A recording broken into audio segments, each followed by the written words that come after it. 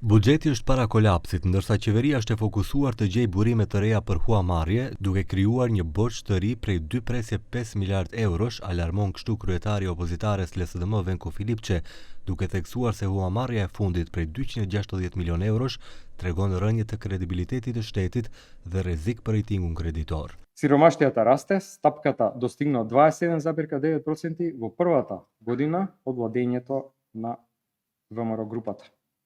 Инфлацијата достигна 5,7%, додека во еврозоната е околу 3%. Новите поскапувања на горивата едноставно доведоа да поскапе се друго, мерки не се воведоа навремено. Буџетот е пред колапс, нема пари за ништо.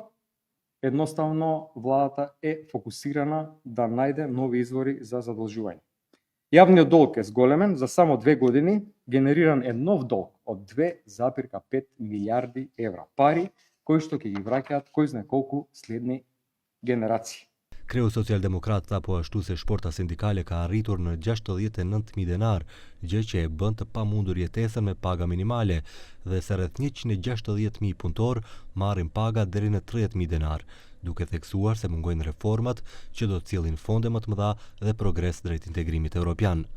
Reaguan nga partia në pushtet VMRO DPMNE, duke thënë se Filipçe është njeriu që gënjente se vitin e kaluar kishim një vërim prej 100 milion eurosh në buxhet, se do të falimentojmë, se jemi futur në borxh prej 6 miliard eurosh, se do të vinë migrantët, se Maqedonia nuk ka përparim në agjendën e reformave.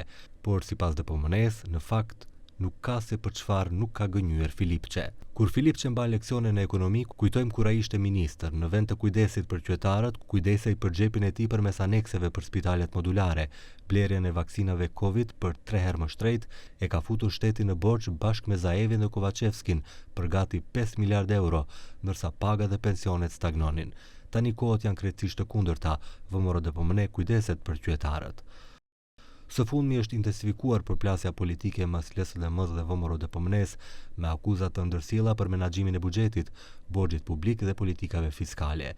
LSDM kritikon qeverinë aktuale për rritje të borxhit, huamarrje të reja dhe përkeqimin e standardit jetësor, ndërsa VMRO DPMNE ka hedhur poshtë këto pretendime, duke akuzuar opozitën për shpërndarje dezinformatash dhe keq menaxhim gjatë periudhës kur ishte në pushtet.